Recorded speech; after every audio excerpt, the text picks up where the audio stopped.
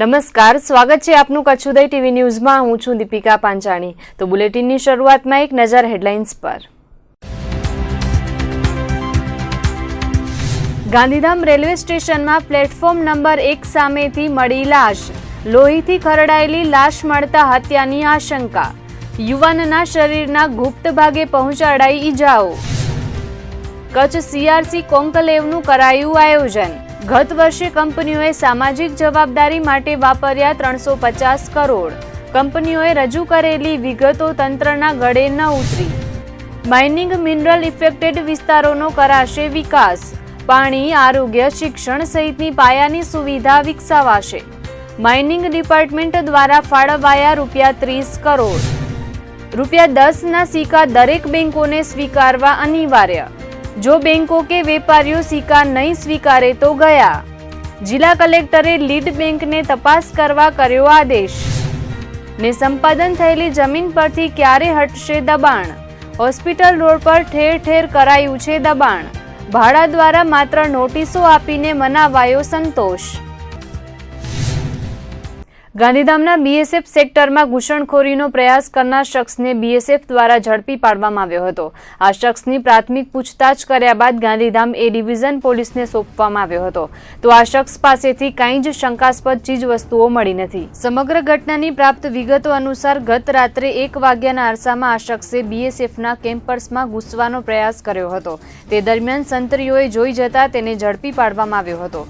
ગાંધીધામ બીએસએફના જનરલ બ્રાન્ચના કમાન્ડન્ટ પ્રતાપ કુમારે વિગતો આપતા કહ્યું હતું કે ગત રાત્રે ઝડપાયેલા શખ્સની તલાશી લેવામાં આવતા તેની પાસેથી એક 10 રૂપિયાની નોટ અને કંબલ સિવાય કંઈ જ મળ્યું નથી। તેનું નામ ઠામ પૂછતા તેને કહ્યું હતું કે તેનું નામ પંકજ છે અને અમરેલીનો રહેવાસી છે। અંદાજે 25 થી 27 વર્ષીય આ યુવાને આપેલી વિગતો બાદ અમરેલીમાં તેના પરિવારજનો સાથે વાત કરવામાં આવી હતી, જેમાં તેના પરિવારજનોએ જણાવ્યું હતું કે પંકજ અવારનવાર ઘેરથી ભાગી જાય છે, તે નશો પણ કરે છે અને વારંવાર ભાગી જતા તેના પરિવારજનો તેને પકડીને લઈ આવે છે। ત્યારે આ શખ્સે બીએસએફ કેમ્પસમાં ઘૂસવાનો પ્રયાસ કરતા તે ઝડપાઈ ગયો હતો। બીએસએફના કમાન્ડન્ટ પ્રભાત કુમારના કહેવા અનુસાર તેની પાસેથી કંઈ સંદિગ્ધ ચીજવસ્તુઓ મળી નથી। તેમ છતાં આ શખ્સની વધુ તપાસ માટે ગાંધીધામ એ ડિવિઝન પોલીસને સોંપવામાં આવ્યો છે। ત્યારે પોલીસ તેનું બેકગ્રાઉન્ડ ચકાસીને આગળની કાર્યવાહી કરશે। ગાંધીધામના રેલવે સ્ટેશનમાં પ્લેટફોર્મ નંબર 1ની સામે બાવળની જાળીઓમાંથી લોહીથી ખરડાયેલ અજાણ્યા પુરુષનો મૃતદેહ મળી આવ્યો હતો। ત્યારે પોલીસે આ ઘટનાને પગલે હત્યાની આશંકા સાથે તપાસ હાથ ધરી છે। પોલીસ સૂત્રોએ આપેલી માહિતી અનુસાર ગત રાત્રિના ગાંધીધામ રેલવે સ્ટેશનના પ્લેટફોર્મ નંબર 1 સામેની બાવળની જાળીઓમાંથી અંદાજે 35 વર્ષીય અજાણ્યા પુરુષનો મૃતદેહ મળી આવ્યો હતો। ગાંધીધામ રેલવે પોલીસે આ ઘટનાને પગલે અકસ્માત મોતનો બનાવ દર્જ કરીને તપાસ હાથ ધરી છે। હદભાગીએ ક્રીમ કલરનું ટી શર્ટ અને બ્લુ કલરની જીન્સ પેન્ટ પહેરેલી હતી। મૃતકના જમણા હાથમાં તાળાનું કડું પહેરેલું હતું। પોલીસે મૃતદેહને કબજે લઈને રામબાગ હોસ્પિટલમાં ખસેડ્યો હતો। આ સંદર્ભે તપાસનીશ પીએસઆઈ PM ગામિતનો સંપર્ક સાધતા તેમણે કહ્યું હતું કે હદભાગીને ગુપ્ત ભાગે પુષ્કળ પ્રમાણમાં લોહી નીકળેલું હતું, ત્યારે કોઈએ તેની હત્યા નિપજાવીને મૃતદેહ ફેંકી દીધો હોવાનું જાણવા મળ્યું છે। આ બાબતે હદભાગીના મૃતદેહનો PM કરાવીને આગળની કાર્યવાહી હાથ ધરાઈ છે। પૂર્વ કચ્છના ઔદ્યોગિક પાટનગરમાં વાણિજ્ય વેરા વિભાગની ટુકડીઓ દ્વારા તવાઈ બોલાવવામાં આવી છે। ગાંધીધામની 3 પેઢીઓ પર વેટ વિભાગે ક્રોસ વેરિફિકેશન માટે સર્વે હાથ ધર્યો હતો। આ સર્વે વેટ વિભાગના સત્તાવાર સૂત્રોએ જણાવ્યું હતું કે ગાંધીધામ સંકુલની 3 પેઢીઓ પર તપાસ કરવામાં આવી છે। કોઈ દરોડા પાડવામાં આવ્યા નથી, પરંતુ ક્રોસ વેરિફિકેશનની કામગીરી કરવામાં આવી હોવાનું જાણવા મળ્યું છે। ખરીદ વેચાણના દસ્તાવેજોમાં કોઈ પેઢીના વ્યવહારોમાં અનિયમિતતા સામે આવતા આ પ્રકારની ક્રોસ વેરિફિકેશનની કામગીરી હાથ ધરવામાં આવી છે, જેમાં રાજકોટ વાણિજ્ય વેરા અધિકારીની ટીમો દ્વારા આ કાર્યવાહી હાથ ધરાઈ છે। ખરીદ વેચાણમાં અનિયમિતતા જણાતી હોય તેવી પેઢી પાસેથી નીકળતા ટેક્સના નાણાં ભરાવવા માટેની કાર્યવાહી વેટ વિભાગે હાથ ધરી હતી। ત્યારે 3 પેઢીઓ પૈકી 2 પેઢીઓમાં ક્યાંક ને ક્યાંક અધુરાશો સામે આવી હોવાનું જાણવા મળ્યું હતું। ગ્રામ પંચાયતની ચૂંટણી બાદ અનેક ગામોમાં પ્રતિસ્પર્ધી ઉમેદવારો વચ્ચે ચૂંટણીના મનદુખના કારણે મારામારીના બનાવો બન્યા કરે છે। ચૂંટણીને 2 માસનો સમય વીતી ગયા બાદ પણ આ બનાવો અટક્યા નથી। ત્યારે માંડવી તાલુકાના બાગ ગામે ચૂંટણીના મનદુખે 2 જૂથો વચ્ચે મારામારીની ઘટના બની હતી। ચૂંટણીના મનદુખને કારણે ઘર્ષણ જેવી સ્થિતિ યથાવત રહી છે, જેમાં એક જૂથના 100 જેટલા લોકોના ટોળાએ 8 લોકો પર હુમલો કર્યો હતો, જેમાંથી 3 લોકોને ગંભીર પ્રકારની ઈજાઓ પહોંચતા સારવાર માટે માંડવીની રેફરલ હોસ્પિટલમાં ખસેડવામાં આવ્યા હતા। ત્યારબાદ માંડવીની ખાનગી હોસ્પિટલમાં સારવાર હેઠળ ખસેડાયા છે। પ્રાપ્ત વિગતો અનુસાર આ હુમલાના બનાવમાં કાંતિલાલ ગોવિંદજી મોતા, ધનલક્ષ્મીબેન કાંતિલાલ મોતા, દીપક હંસરાજ નાગુ અને રાજેશ શંભુલાલ નાગુને માંડવીની ખાનગી હોસ્પિટલમાં સારવાર આપવામાં આવી રહી છે, જ્યારે અન્ય 4 શખ્સો પર પણ ધોકા વડે હુમલો કરવામાં આવ્યો હતો। બપોરના અરસામાં ગામના ચોકમાં જ આ ઘટના બની હતી। ઘટનાને પગલે ઈજાગ્રસ્તોને 108 મારફતે સારવાર માટે ખસેડવામાં આવ્યા હતા। બનાવની ગંભીરતાને જોઈને માંડવી પોલીસ સ્ટેશનનો પોલીસ કાફલો ઘટના સ્થળે દોડી ગયો હતો। ચૂંટણી સમયે બંને જૂથો વચ્ચે મતભેદો સર્જાયા હતા, જેના કારણે આ પરિસ્થિતિનું નિર્માણ થયું હતું। ચૂંટણી બાદ પણ આવા નાના મોટા છમકલાઓ ગામમાં બન્યા હતા। ત્યારે આ ઘટનામાં રજાક સુમરા, રફીક સુમરા, ગોધાડો મિયાજી તેમજ ઇમરાન સહિતના 50 થી 60 શખ્સોના ટોળા સામે ફરિયાદ નોંધાવવામાં આવી છે। અમારા ગામમાં જે ગઈ ઇલેક્શનની ચૂંટણી હતી સરપંચ સાહેબની, એમાં રજાક આમંદ સુમરા અને અમારી સામે એક પટણીબેન ચૂંટણીમાં ઊભા હતા, અને અમે આ બેનને જે ચૂંટણી જીતાડી છે એમાં રજાક સુમરાને બહુ મન દુઃખ છે, અને એ એમ જ સમજે છે કે રાજગોર સમાજે જે આ પટણીબાઈને ચૂંટણી જીતાડી છે તો હું રાજગોર સમાજને જ્યાં સુધી હું સરપંચ નહીં બનું ત્યાં સુધી ચેનથી રહેવા નહીં દઉં। અને એ શબ્દો એ ચૂંટણી પહેલાં પણ બોલતો હતો કે જો મને રાજગોર સમાજ નહીં છૂટે તો હું રાજગોર સમાજને ચેનથી બાગ ગામમાં રહેવા નહીં દઉં। આજે અચાનક ગામમાં આ લોકોએ અમે 5-6 જણા અમારા ગામના બધા મારા ભાઈને બધા બેઠા હતા, અને આ લોકો 100 થી 150 જણાનો લેડીઝ જેન્ટ્સ બધા ટોળો આવીને સીધો ઉપર ધોકાવરી કરી અને મારકૂટ કરવાનું ચાલુ કરી નાખ્યો હતો। ચૂંટણી લક્ષી આ લોકોનો મન દુઃખ છે। કાલ સાંજે પણ અમે આ લોકોને મળ્યા હતા, ત્યારે કાલે પણ આ લોકોએ એવું છમકલું કર્યું હતું। કાલે પછી પાછો માફી માંગી હતી કે હવે નહીં થાય। એમાં આ રજાક ઉભેલો હતો, સરપંચનો ઉમેદવાર હતો રજાક આદમ સુમરા, એમના મિસિસ ઊભા હતા। આ વખતે ઇલેક્શનમાં હારી ગયા છેલ્લા 1.5 થી 2 મહિનાથી। આને આ બધા દુઃખ રાખી અને રોજની મગજમારી ચાલુ જ રાખે। અગાઉ પણ 4 થી 5 વાર આવી ઘટનાઓ ઘટી છે। અમે આ લોકોના મોટાઓ સાથે બેસી અને સમાધાન કરવા ઈચ્છીએ છીએ, છતાંય આ લોકો વારી ઘડી આજે જે છે અચાનક અત્યાચાર કર્યો હતો। આજે બપોરેના બાગ ગામની અંદર જે ઝઘડો થયો એમાં હું દુકાનના બાળકોની જે લેવા ગયા રિસેસ પડી ત્યારે આ રજાક કે એમ કીધેલું મુસ્લિમ છોકરાઓને કે એમને મહારાજની દુકાને કોઈ વસ્તુ લેવા દેવાની નહીં, એવી વાત કરતાં દુકાનવાળાએ એમ કીધું કે ભાઈ તમે આવું શું કામ કરો છો? કાંતિલાલ ગોર એમના પત્ની દુકાને હતા, એમાંથી રજાક, રફીક, ઇમરાનના ગોધાડો આ ચારે કાંતિલાલ તથા એમના પત્ની અને બીજા રાજેશ શંભુલાલના દીપક મહારાજ સાથે ઢગબુસટનો માર માર્યો એકબીજાને। બાકી કોઈ એવું ખાસ આમાં હતું નહીં। આ ઝઘડામાં એવું ક્યાંય ફરિયાદીએ કોઈ પણ જાતનું લખાવેલું નથી। ખાલી અમારી દુકાને જે છોકરાઓ રિસર્ચમાં ભાગ લેવા આવતા હતા એમને આ રજાક એને એમ કીધું કે ભાઈ એ દુકાને ભાગ લેવાનો નથી, બીજાની દુકાનેથી ભાગ લ્યો। ફરિયાદમાં ખાલી આ 4 જણાના નામ લખાવ્યા છે, પછી પાછળથી બધાને ખબર પડી હોય ને આવ્યો હોય, બાકી ઝઘડામાં એટલા જ માણસો હતા, બીજું કોઈ વિશેષ છે નહીં। ગામમાં અત્યારે બિલકુલ શાંતિ છે, કોઈ પણ જાતનું કંઈ છે નહીં। મુન્દ્રાના પ્રાગપર રોડથી ટોડા ગામ વચ્ચે ઉભેલી ટ્રકની પાછળ કન્ટેનર ધડાકાભેર અથડાતા અકસ્માત સર્જાયો હતો। બંને વાહનો વચ્ચે જોરદાર ટક્કર થવાને કારણે કન્ટેનરમાં આગ લાગી હતી। બનાવને પગલે આસપાસના લોકો એકત્રિત થઈ ગયા હતા। આ અકસ્માતમાં સદભાગે કન્ટેનરનો ડ્રાઈવર બચી ગયો હતો। અકસ્માતથી વાહનો આગમાં સળગી ઉઠ્યા હતા, પરંતુ બનાવમાં કોઈ જાનહાનિ થઈ ન હતી। બનાવ બાદ મુન્દ્રા પોલીસ મથકના વાલાભાઈ આહિર, ખોડુભા ચુડાસમા અને ટ્રાફિક વિભાગના હરદેવસિંહ જાડેજા ઘટના સ્થળે ધસી જઈને હાઈવે પર થયેલા ટ્રાફિકની સમસ્યા હલ કરી હતી। રાપરમાં બેફામ બનેલા ખનીજ માફિયાઓ સામે વનતંત્રએ લાલ આંખ કરી છે. ગત રાત્રે રાપરના માંજુવાસ ગામે ગેરકાયદેસર રીતે ચાલતી માટીની ખાણ પર વનતંત્રએ દરોડો પાડીને 12 લાખની કિંમતના લોડર અને ડમ્પર સહિતના વાહનો જપ્ત કર્યા હતા. આડેસરના રેન્જ ફોરેસ્ટ ઓફિસર વાય. કુરેશીએ ગત રાત્રે તેમની ટીમ સાથે માંજુવાસની સીમમાં સર્વે નંબર 375 પૈકી 2માં ચાલી રહેલા ગેરકાયદે ખનીજ ખોદકામ પર દરોડો પાડ્યો હતો. આ જમીન પૂંજા દેવદાન આયરના નામની બોલે છે. ઉલ્લેખનીય છે કે એકાદ માસ પહેલા આ જ ગામમાં ખનીજ ચોરી કરનારા માફિયાઓએ IAS અધિકારી અનિલ ધામેલિયાને રિવોલ્વરના નાળચે હત્યાની ધમકી આપી હતી અને તેમના દ્વારા જપ્ત કરવામાં આવેલા વાહનો છોડાવીને નાસી ગયા હતા. તો 10 દિવસ પૂર્વે આ જ ગામમાં ગુડખર અભયારણ્યની હદમાં ચાલતા ખનીજ ઉત્ખનન પર વનતંત્રએ દરોડો પાડ્યો હતો. કચ્છમાં ભૂકંપ બાદ ટેક્સ હોલિડેનો લાભ લઈને અનેક ઉદ્યોગો ધમધમતા થયા છે. પરિણામે કચ્છમાં વિકાસ થયો છે, પરંતુ કંપનીઓને સામાજિક જવાબદારી પણ અદા કરવાની હોય છે. તેમાં મોટાભાગની કંપનીઓ નિષ્ફળ રહી હોવાની પ્રતીતિ થાય છે. તેવામાં આજે ભુજની ખાનગી હોટલમાં કચ્છની કંપનીઓ અને વહીવટી તંત્ર દ્વારા કચ્છ CSR કોન્કલેવ 2017નું આયોજન થયું છે. આ એક દિવસીય સેમિનારમાં કચ્છના વિકાસ માટે વિશેષ ચર્ચા કરાઈ હતી. જુદા જુદા 3 સેશન્સમાં આજે દિવસ પર CSR કોન્કલેવનું આયોજન થયું હતું, જેમાં કચ્છની વિવિધ કંપનીઓના પ્રતિનિધિઓ હાજર રહ્યા હતા.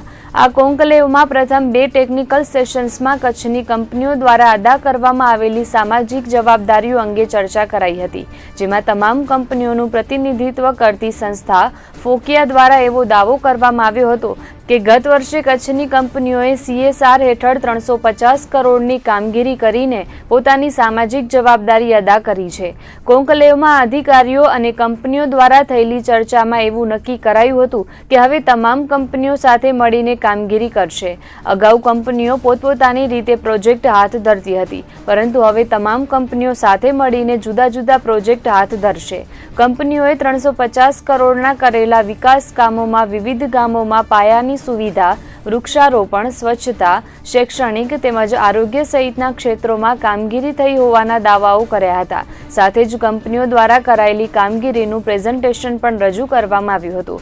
ઉપરાંત આગામી વર્ષમાં કરવાની કામગીરી અંગે પણ ચર્ચા કરવામાં આવી હતી. ભુજ ખાતે મળેલી કચ્છ CSR કોન્કલેવ 2017ના આયોજનમાં જિલ્લા collector Mukul Gandhi, DDO CJ Patel, Kutch યુનિવર્સિટીના કુલપતિ CB જાડેજા, ફોકિયાના નિમેશ ફડકે, CGPLના એક્ઝિક્યુટિવ ડાયરેક્ટર KK શર્મા સહિત વિવિધ કંપનીઓના પ્રતિનિધિઓ તેમજ સંસ્થાના અગ્રણીઓ ઉપસ્થિત રહ્યા હતા. કચ્છમાં છે ને CSR સ્પેન્ડિંગ, ટોટલ જે મેન્ડેટરી CSR સ્પેન્ડિંગ છે એ અરાઉન્ડ 300 કરોડ છે. એટલે એ રૂપિયા છે એ બરોબર સારી રીતે બધી જગ્યાએ સ્પેન્ડ થાય અને NGO, ગવર્મેન્ટ, ઇન્ડસ્ટ્રીઝ અને સોસાયટી એટલે સમાજ, આ બધા લોકો એક જ ડિરેક્શનમાં કામ કરે અને જે કોઈ પૈસા ખર્ચાવાના છે મેન્ડેટરીલી નવા કંપનીઝ એક્ટ 2013 પ્રમાણે, એ બધા પૈસા યોગ્ય ડિરેક્શનમાં વપરાય અને એના કારણે સમાજમાં એક પોઝિટિવ ઇમ્પેક્ટ આપણે ઊભી કરી શકીએ, એના માટેનું આયોજન છે. આજે અમુક કચ્છમાં જે છે 3-4 પ્રોજેક્ટ એવા છે કે જે નેશનલ લેવલ ઉપર અથવા વર્લ્ડ લેવલ ઉપર જે લેન્ડમાર્ક પ્રોજેક્ટ તરીકે આપણે ડિસ્પ્લે કરી શકીએ, એ પ્રોજેક્ટની વાત થશે. અમુક પ્રોજેક્ટ એવા છે કે જે આપણે વે ફોરવર્ડ, મતલબ હવે આ બધા પ્રોજેક્ટ આપણે લઈ શકાય. ધારો કે ફોડરનો પ્રોજેક્ટ, કે આપણે વર્ષોથી કચ્છમાં ડ્રોટ પ્રોન હોવાને કારણે ઘાસચારાનો પ્રોબ્લેમ છે, તો ક્યારેક હવે આ બધા જ્યારે CSRની એક્ટિવિટીથી આપણે ફોડરની જે પ્રવૃત્તિઓ છે એને કારણે કચ્છને ફોડરમાં સસ્ટેનેબલ બનાવીએ. એ જ રીતે પાણીનો પ્રશ્ન છે હંમેશ માટે, તો CSR ગવર્મેન્ટનું ફંડ, NGOs બધા જોડે મળીને પાણીમાં સરપ્લસ બનાવે. તો આ બધા પ્રોજેક્ટ્સ જે છે, નાના નાના પ્રોજેક્ટ તો બધા વર્ષોથી કરે છે, પણ આવતા 5 વર્ષ, આવતા 10 વર્ષ, આવતા 15 વર્ષમાં આ બધા પ્રોજેક્ટ આપણે બધા એક જ ડિરેક્શનમાં કરીએ અને એના કારણે કચ્છના લોકોને એનોથી ફાયદો થાય. ઇન્ડસ્ટ્રીઝ, કચ્છના લોકો, ગવર્મેન્ટ આ બધા એક જ ડિરેક્શનમાં કામ કરે અને એક સારી પોઝિટિવ ઇમ્પેક્ટ આપણે ઊભી કરી શકીએ, એ આ કોન્કલેવનો હેતુ છે. ભુજમાં યોજાયેલ કચ્છ CSRની કોન્કલેવમાં કંપનીઓએ એવો દાવો કર્યો હતો કે ગત વર્ષે કચ્છમાં કંપનીઓએ પોતાની સામાજિક જવાબદારી અદા કરવા માટે 350 કરોડ રૂપિયા વાપર્યા છે. ત્યારે કંપનીઓએ આપેલી વિગતો જાણીને જિલ્લાના વહીવટી અધિકારીઓની આંખો પહોળી થઈ ગઈ હતી, કેમ કે કંપનીઓએ કરેલા દાવાઓ ગળે ઉતરે તેમ ન હતા. ત્યારે જિલ્લા વિકાસ અધિકારી CJ પટેલે કહ્યું હતું કે કચ્છના વિકાસમાં કંપનીઓએ 350 કરોડ વાપર્યા હોય તેવું ક્યાંય દેખાતું નથી. તો કચ્છ યુનિવર્સિટીના કુલપતિ ડોક્ટર CB જાડેજાએ પણ સવાલો કર્યા હતા. તેમને પણ કંપનીઓ દ્વારા રજૂ કરાયેલી આંકડાકીય માહિતીઓ ગળે ઉતરી ન હતી. ત્યારે કટાક્ષમાં તેમણે કહ્યું હતું કે 350 કરોડ વાવ્યા હોત તો કેટલાય ઝાડ ઉગી નીકળ્યા હોત. આ ગર્ભિત કટાક્ષ થોડામાં ઘણું કહી જાય છે. તો જિલ્લા કલેક્ટર મુકુલ ગાંધીએ પણ કંપનીઓ પોતાની સામાજિક જવાબદારી યોગ્ય રીતે અદા કરે તેવું જણાવ્યું હતું. આ સંદર્ભે જ્યારે કચ્છ ઉદય ટીવી ન્યૂઝે ફોકિયાના નિમેશ ફડકેનો ખુલાસો લીધો ત્યારે તેમણે ગોળ જવાબ આપતા કહ્યું હતું કે 350 કરોડ નહીં તો 250 કરોડ ગણી શકો. ત્યારે જવાબદાર ઔદ્યોગિક સંગઠનના આ પ્રકારના નિવેદનો ચોંકાવનારા કહી શકાય. ગયા વર્ષનું જે ફિગર મેં તમને કહ્યું અરાઉન્ડ 300 કરોડનું મેન્ડેટરી CSR સ્પેન્ડિંગ હતું. એટલા રૂપિયા ખર્ચાયા છે હું નથી કહેતો, આજે સવારે પણ એ વાત થઈ. એ સ્પેન્ડિંગ હવે કેવી રીતે થયું? બીજું કે આ સ્પેન્ડિંગ છે ને એમાં સમજી લો અલ્ટ્રાટેક છે ધારો કે, તો એ લોકોના 10 પ્લાન્ટ છે, તો અહીંના પ્લાન્ટનું એનું સ્પેન્ડિંગ છે એ 10 ટાઈમ મતલબ 1/10 થઈ જાય. એટલે એ પ્રકારે એનું હોય છે. એટલે 300 કરોડની જગ્યાએ તમે 250 કરોડ ગણી શકો. પણ એ સ્પેન્ડિંગ હવે આ બધું જે સ્પેન્ડિંગ આવતા વર્ષોમાં પણ આ જ પ્રકારનો ફિગર રહેશે એવો અત્યારે ઇન્ડિકેશન મળે છે.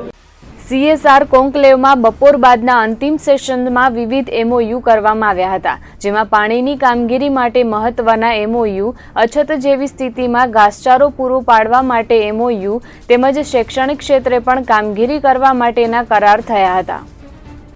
કચ્છ જિલ્લો પાણીની અછત ધરાવતો પ્રદેશ છે. નહિવત વરસાદને કારણે અવારનવાર પાણીની તંગી ઊભી થાય છે. તેમાં ગત વર્ષે કચ્છમાં અછત જાહેર કરાઈ હતી. સાથે જ ગત ચોમાસામાં પણ પૂરતો વરસાદ ન થતા આ વર્ષે પણ ફરી પાછી પાણીની કટોકટી સર્જાઈ છે. તેવામાં અનેક વિસ્તારોમાં અછત જાહેર કરવા માટેની માંગ ઉઠી છે. ત્યારે ઠેર ઠેરથી આવેલી રજૂઆતો બાદ મામલતદાર કક્ષાએથી તપાસ કરવા જણાવાયું છે. કચ્છમાં પાણીની તંગી વચ્ચે હજુ ઉનાળાના પ્રારંભે જ અછત જેવી સ્થિતિ નિર્માણ પામી છે. તો અબડાસા, લખપત, બન્ની અને પચ્છમમાં પાણી તેમજ ઘાસચારાની તીવ્ર તંગી વચ્ચે તાત્કાલિક અછત જાહેર કરાય તેવી માંગ ઉઠી છે. તેવામાં કલેક્ટર કક્ષાએથી સંબંધિત વિસ્તારોમાં મામલતદારોને સ્થિતિનું નિરીક્ષણ કરવા જણાવાયું છે. અધિક કલેક્ટર DR પટેલના જણાવ્યા પ્રમાણે કેટલાક વિસ્તારોમાંથી અછત જાહેર કરવાની રજૂઆતો આવેલી છે.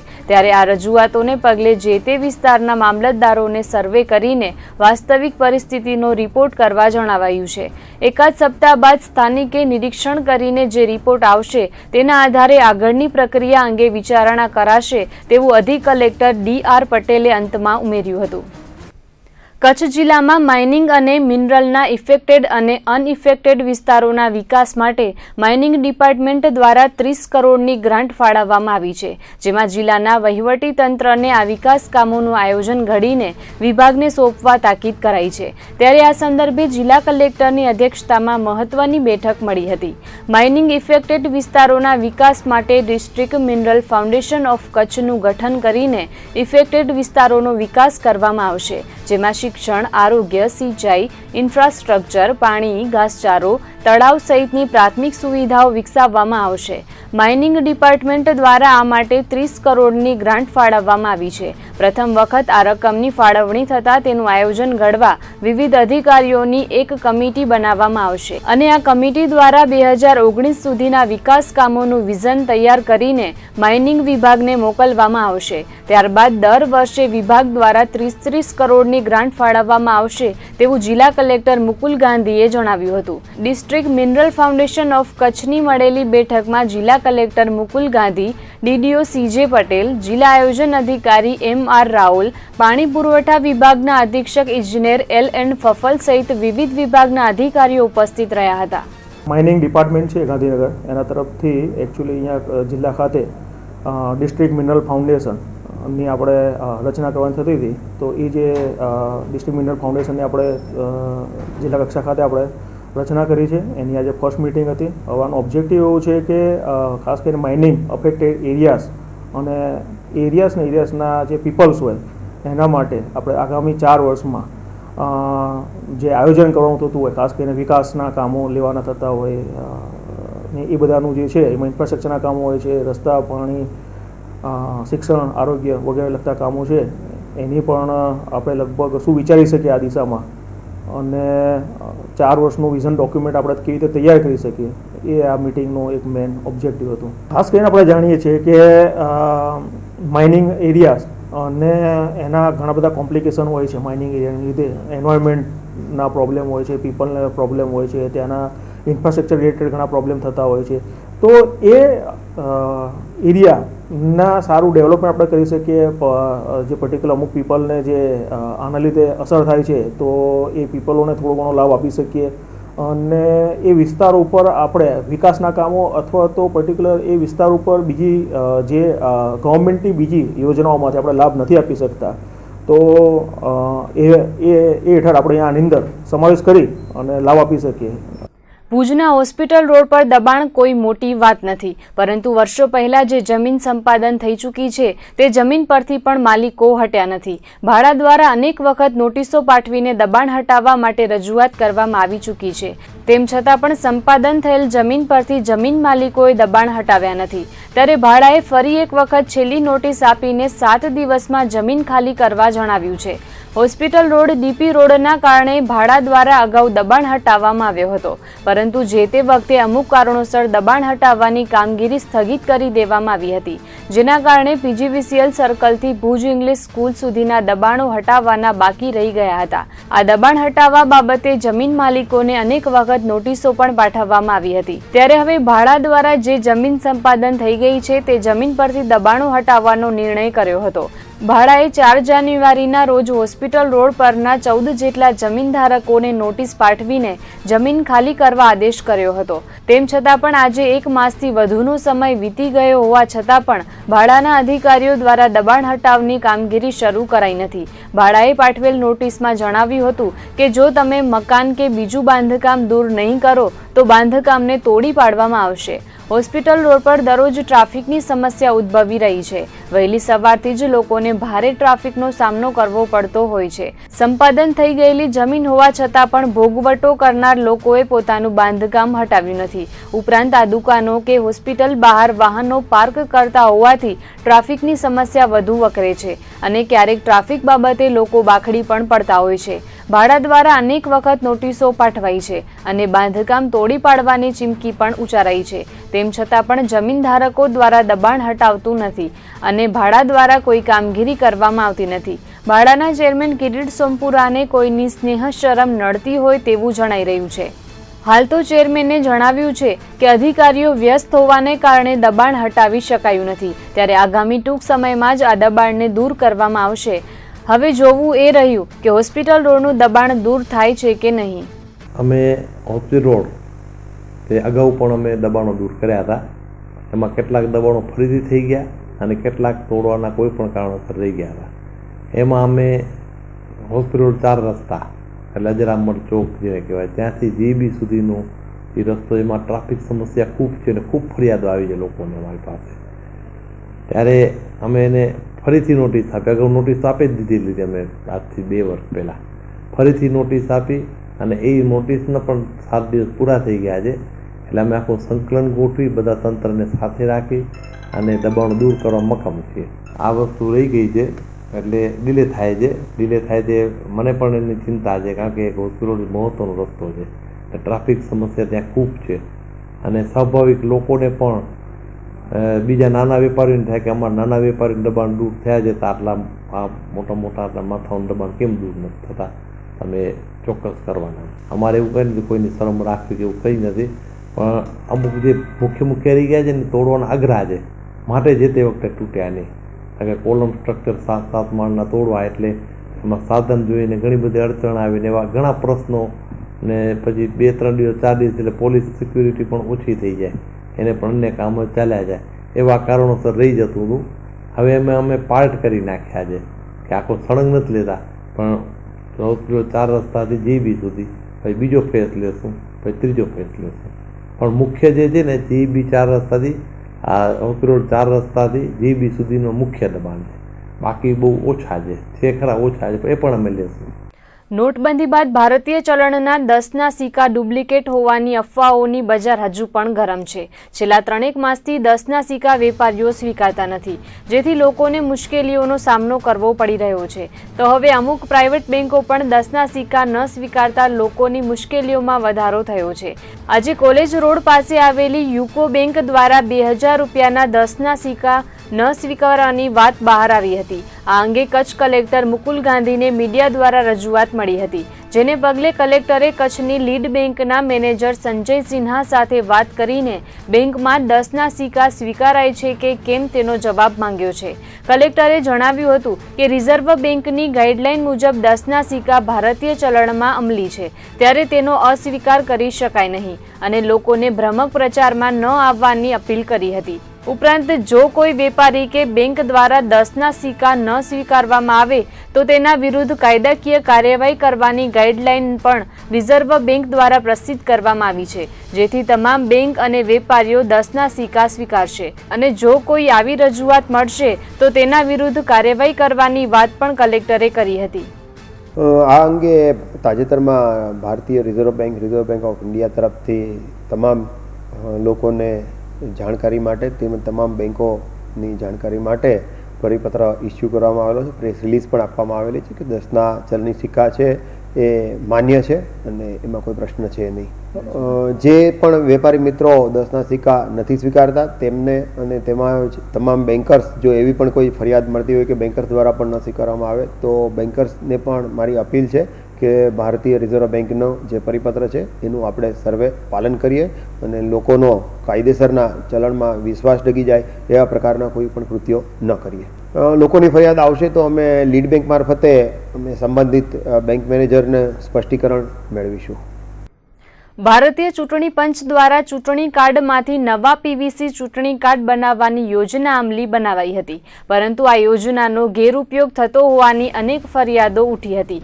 આ અંગે રાજકોટના કલેક્ટરે આ યોજના યોગ્ય સુરક્ષિત ન હોવાથી અપગ્રેડ કરવાની ચૂંટણી પંચ સમક્ષ માંગ કરી હતી, જેને પગલે છેલ્લા એકાદ અઠવાડિયાથી ચૂંટણી પંચ દ્વારા નવા પીવીસી સ્માર્ટ કાર્ડ બનાવવાની કામગીરી પર રોક લગાવી દીધી છે. હવે ચૂંટણી પંચ દ્વારા સમગ્ર ઓનલાઈન પ્રક્રિયાને અપગ્રેડ કરવામાં આવી રહી છે, જેના કારણે કચ્છ સહિત દેશભરમાં આ કામગીરી હાલ બંધ હાલતમાં જોવા મળી રહી છે. રાજકોટમાં લોગ ઇન પાસવર્ડના કારણે ડુપ્લિકેટ પીવીસી સ્માર્ટ કાર્ડ બનાવવાનું ગોરખ ધંધો ચાલી રહ્યો છે, જેને પગલે કલેક્ટરે ચૂંટણી પંચ સમક્ષ પ્રક્રિયાને અપગ્રેડ કરવાની માંગ કરી હતી. છેલ્લા એકાદ અઠવાડિયાથી સમગ્ર ઓનલાઈન પ્રક્રિયાને અપગ્રેડ કરવામાં આવી રહી છે. કચ્છમાં 22 જગ્યાએ નવા પીવીસી સ્માર્ટ કાર્ડ બનાવવાની પ્રક્રિયા ચાલી રહી છે. કચ્છની 10 તાલુકા પંચાયતમાં 2 યુનિટ આપવામાં આવ્યા છે, જેથી લોકોને સરળતાથી નવા પીવીસી સ્માર્ટ કાર્ડ ઉપલબ્ધ થઈ શકે અને 2 કીટ જિલ્લા મથકે રાખવામાં આવી છે, જે હાલ સદંતર બંધ છે. આગામી 5મી માર્ચથી આ સમગ્ર પ્રક્રિયા પુનઃ કાર્યરત થઈ જશે તેવું ચૂંટણી અધિકારી RN જલંધરાએ જણાવ્યું હતું. કચ્છ જિલ્લામાં જિલ્લા કક્ષાએ CSC ઇન્ડિયા પ્રાઇવેટ લિમિટેડ દ્વારા પીવીસી એપિક કાર્ડ આપવાની કામગીરી કરવામાં આવે છે. જે સબબ CSC ઇન્ડિયા પ્રાઇવેટ લિમિટેડ દ્વારા પોતાના હાલ કાર્યરત પોર્ટલ પરનો તમામ ડેટા નવા પોર્ટલ પર માઇગ્રેટ કરવાની કામગીરી ચાલુ છે. આ કારણોથી તારીખ 22/2/2017થી તારીખ 4/3/2017 દરમિયાન CSC ઇન્ડિયા પ્રાઇવેટ લિમિટેડના પોર્ટલની સેવાઓ બંધ રહેશે. કચ્છ જિલ્લાની વાત કરીએ તો કુલ 22 લોગિન પર આ કામગીરી ચાલુ છે. 22 લોગિન પર આ કામગીરી થતી હતી, જેમાં દરેક મામલતદાર ઓફિસમાં 2 અને કલેક્ટર ઓફિસમાં 2. કેન્દ્ર સરકારે મોટર વ્હીકલ એક્ટની જોગવાઈઓમાં ફેરફાર કરીને દંડ સહિત રકમમાં વધારો કરતા ખાનગી વાહન ચાલકોના વિવિધ યુનિયનો દ્વારા રજૂઆત કરાઈ હતી. તુફાન ટેક્સી રિક્ષા છકડા એસોસિએશન દ્વારા ARTOને આવેદનપત્ર પાઠવીને વિવિધ રકમમાં કરાયેલો વધારો પાછો ખેંચવામાં આવે તેવી માંગ કરાઈ હતી. સરકારે વાહનોની પાસિંગ, વીમા અને ટેક્સમાં વધારો કર્યો છે. ઉપરાંત દંડની જોગવાઈઓમાં પણ વધતા ખાનગી ઉતારૂ વાહન ચાલકોએ આરટીઓ કચેરીમાં રજૂઆત કરી હતી. વિવિધ ઉતારૂ વાહનોના એસોસિએશને જણાવ્યું હતું કે તુફાનના અગાઉ વીમાના 12,800 ભરવા પડતા હતા, જે હવે 22,000 થઈ ગયા છે. ટેક્સ રૂપિયા 12,200 લાગતો હતો અને હવે 16,500 કરી દેવામાં આવ્યો છે. પીયુસીનો દંડ અગાઉ 100 રૂપિયા હતો, જે હવે 2,000 રૂપિયા વસૂલાય છે. વીમો ન ભર્યો હોય તો રૂપિયા 2,000ના બદલે 10,000 દંડ અને પાસિંગ ન હોય તો 1,800ના બદલે 10,000 દંડ થાય છે. ત્યારે વાહન ચાલકોએ એવી રજૂઆત કરી હતી કે આટલા મોટા દંડને કારણે રોજીરોટી પર અસર પહોંચે છે, તેથી તેને ઘટાડવામાં આવે, જેથી નાના ધંધાર્થીઓ ગુજરાન ચલાવી શકે. આ રજૂઆતોમાં મોટી સંખ્યામાં તુફાન, ટેક્સી, છકડા અને રિક્ષા ચાલકોએ ARTO BM સોલંકીને આવેદનપત્ર પાઠવ્યું હતું. આવેદનપત્રમાં એટલે કે ભાઈ હમણાં થોડોક ટાઈમ પહેલાં પણ ઘણું ટેક્સમાં, વીમામાં એમાં પણ ભાવ વધારો. જ્યાં 12,000 રૂપિયા ટેક્સ હતો અહીંયા હમણાં 16,500 રૂપિયા થઈ ગયો છે. બરાબર છે. વીમાના જે 12,000, 12,500 રૂપિયા હતા અહીંયા થર્ડ પાર્ટીનું પણ 20,000 રૂપિયા જેવો થઈ ગયો છે ને ફૂલ ભરાવીએ વીમું તો એના 25,000 રૂપિયા છે. બરાબર છે ને. હવે અહીંયા આપણે કચ્છની અંદર તમે સમજી શકો છો કે અહીંયા ધંધા એટલા છે નહીં. બરાબર છે. તો આમાં કેવી રીતના ટેક્સ ને વીમું ભરો એ બહુ તકલીફ છે.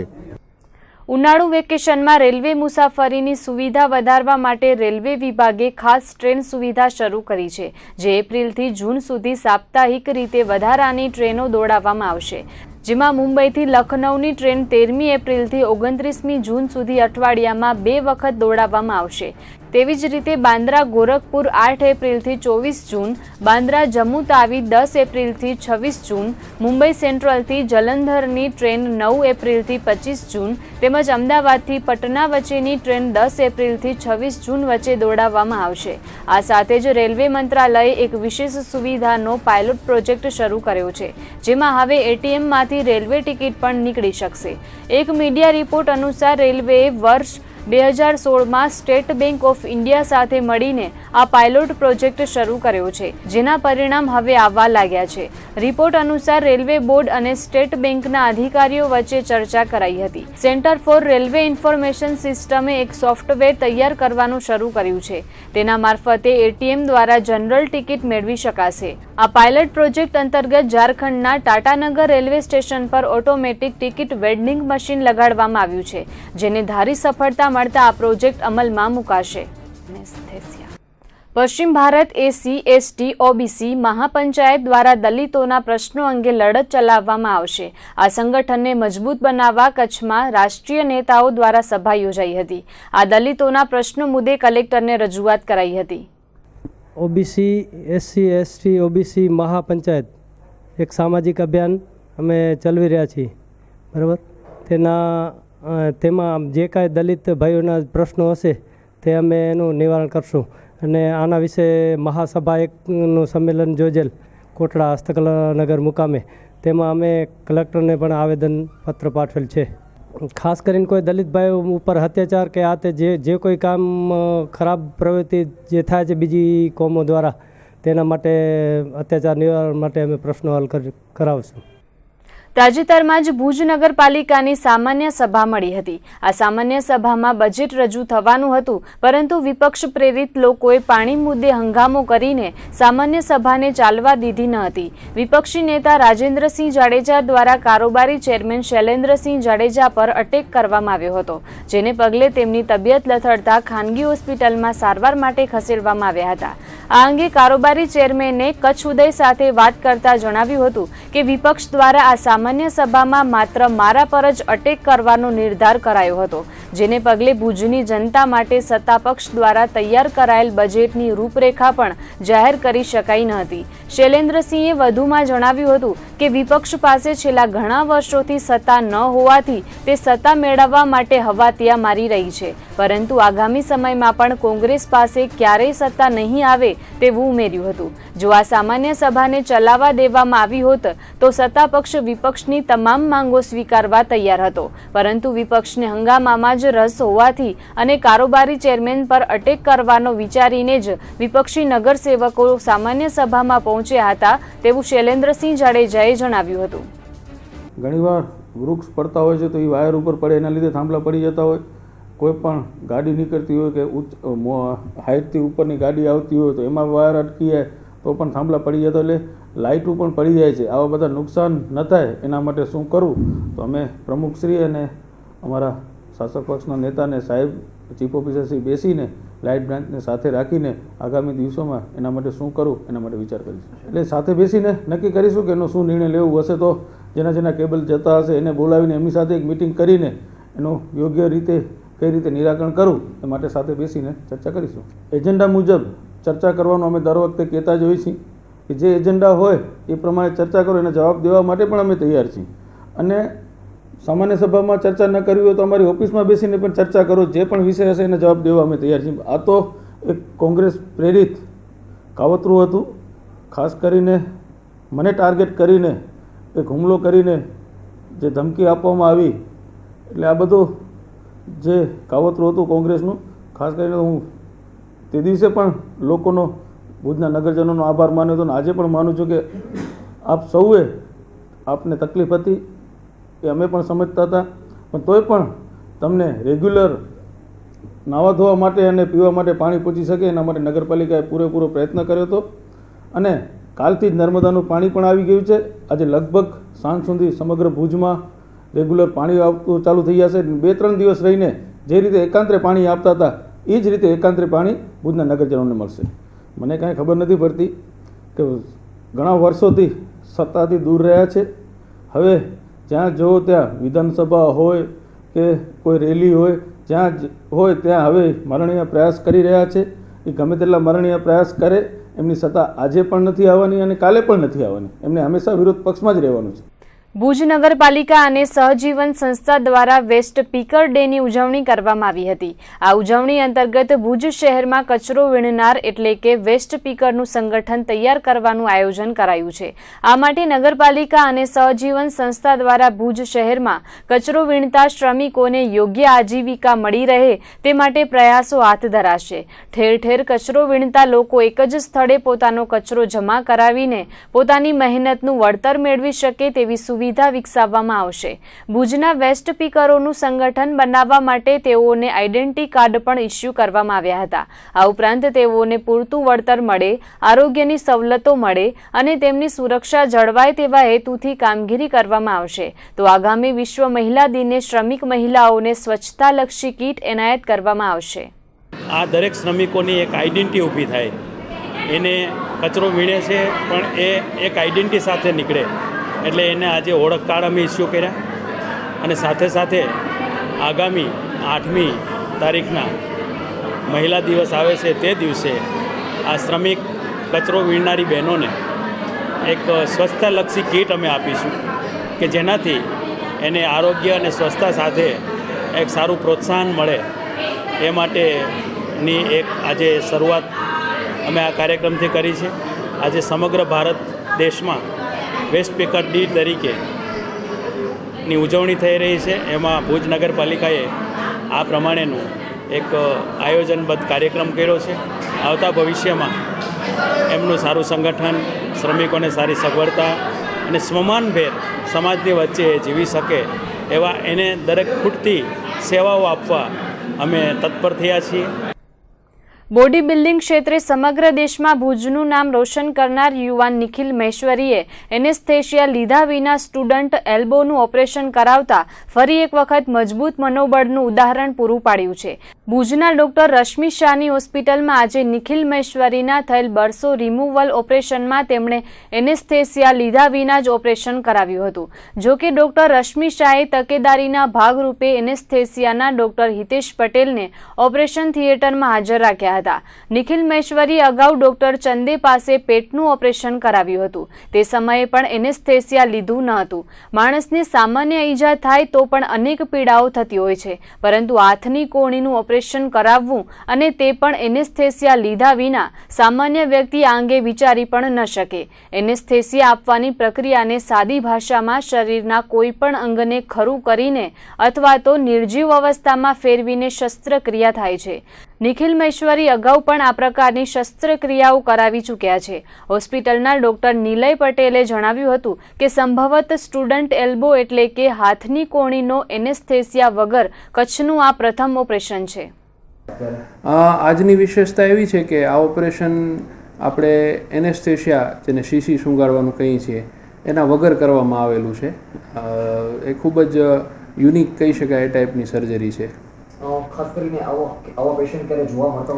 જનરલી બહુ નથી જોવા મળતા, કારણ કે કોઈ પણ ઓપરેશન વગર એનેસ્થેસિયા શક્ય નથી, કારણ કે પેશન્ટને દુખાવો ખૂબ થતો હોય છે. એટલે એનેસ્થેસિયા વગર શક્ય ત્યાં સુધી કોઈ સર્જરી થતી નથી. કદાચ પ્રથમ. બેઝિકલી પેશન્ટ એક બોડી બિલ્ડર છે અને એમનું માનસિક મનોબળ એટલું છે કે એમને અગાઉથી જ અમને એવી જાણ કરેલી કે સાહેબ શક્ય હોય તો એનેસ્થેસિયા વગર આ સર્જરી આપણે કરીએ, પણ અમારી પ્રોટોકોલ પ્રમાણે એનેસ્થેટિસ્ટને અમારે હાજર રાખવા પડે, કોઈ પણ નાની હોય કે મોટી સર્જરી હોય. એટલે આપણે ડૉક્ટર હિતેશ પટેલ જે અમારા એનેસ્થેટિસ્ટ છે એમને પણ હાજર રાખેલા, જે આખી સમગ્ર સર્જરી દરમિયાન એ પણ પોતે જાતે હાજર હતા કે જેથી પેશન્ટને કોઈ ડિસ્કમ્ફર્ટ કે પેઇન થાય તો આપણે એમનો ઉપયોગ કરી શકીએ. સર્જરી દરમિયાન કોઈ એવું જોવા મળ્યું? ના, ખાસ નહીં. સર્જરી દરમિયાન પેશન્ટ એકદમ કમ્ફર્ટેબલ સ્ટેટમાં આપણા જોડે વાતોચીતો કરતા આરામથી આ સર્જરી સંપૂર્ણ થયેલ છે. તો આજના બુલેટિનમાં બસ આટલું જ. ફરીથી મળીશું આવતીકાલે. ત્યાં સુધી અમને રજા આપશો. નમસ્કાર.